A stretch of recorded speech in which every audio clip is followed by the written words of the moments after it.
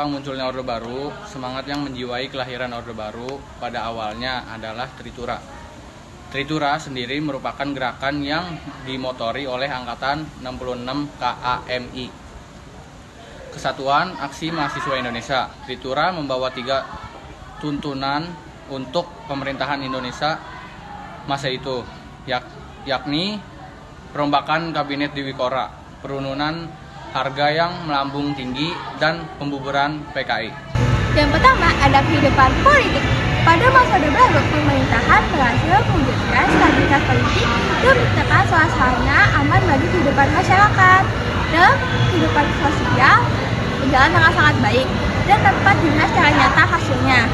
2 hal itu menjadi faktor pendorong keberhasilan kehidupan sosial pada masa Orde Baru, yaitu perbaikan kesejahteraan masyarakat. Program perbaikan kesejahteraan rakyat pada masa Orde Baru antara lain: yang pertama, transmigrasi, suatu program yang didirikan oleh pemerintah Indonesia untuk memindahkan penduduk dari suatu daerah yang padat ke daerah lain di dalam wilayah Indonesia. Yang kedua, keluarga berencana, merupakan program pemerintah yang dirancang untuk menyeimbangkan kebutuhan dan jumlah penduduk.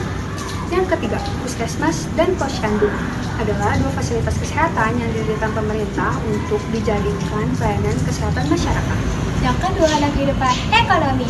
Pada masa Orde Baru, pemerintahan memiliki slogan yang menjadi fokus sejak pertama melakukan kehidupan ekonomi, yaitu Trilaga Pembangunan. Nah, ada beberapa kehidupan ekonomi yang dikeluarkan pemerintah pada masa Orde Baru, yaitu yang pertama ada rencana pembangunan 5 tahun atau disebut juga dengan Repelita pada bulan April tahun 1966, bertujuan untuk meningkatkan rasa ekonomi dan kebijakan ekonomi serta kebutuhan sehari dan pangan. Repelita juga dilakukan evaluasi selama 5 tahun dalam 1 kali. Repelita juga ada 6 kali loh teman-teman. Revolusi hijau adalah meningkatkan hasil pertanian dengan pendekatan modern. Ada beberapa cara untuk meningkatkan hasil pertanian dengan pendekatan modern. Yang pertama, intensifikasi, yaitu meningkatkan hasil pertanian dengan pendekatan modern atau teknologi. Yang kedua, ekstensifikasi, yaitu memperluas lahan pertanian. Yang ketiga, diversifikasi, yaitu memperbanyak keanekaragaman tani untuk mengurangi ketergantungan. Yang terakhir, rehabilitasi, pemulihan lahan tani yang sudah kritis atau rusak. Pemulihan hubungan diplomatik dengan Malaysia dan Singapura dan pemutusan hubungan dengan Tiongkok. Pada tahun 1965, terjadi konfrontasi antara Indonesia dengan Malaysia dan Singapura. Untuk memulihkan hubungan diplomatik, dilakukan penandatanganan perjanjian antara Indonesia yang diwakili oleh Adam Malik dan Malaysia yang diwakili oleh Tun Abdul Razak pada tanggal 11 Agustus 1966 di Jakarta. Memperkuat kerjasama regional dan internasional. Indonesia mulai memperkuat kerjasama baik regional dan internasional dengan melakukan beberapa upaya, yaitu 1. Turut serta dalam pembentukan ASEAN. Indonesia menjadi salah satu negara pendiri ASEAN.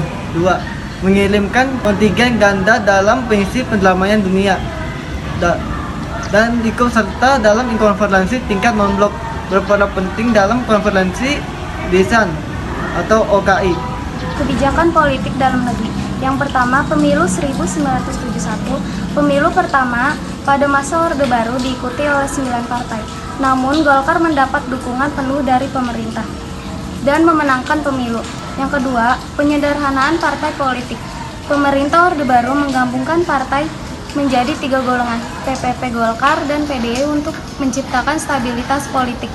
Yang ketiga, duwi fungsi ABRI. ABRI memiliki peran ganda sebagai pengawal keamanan dan kekuatan sosial politik.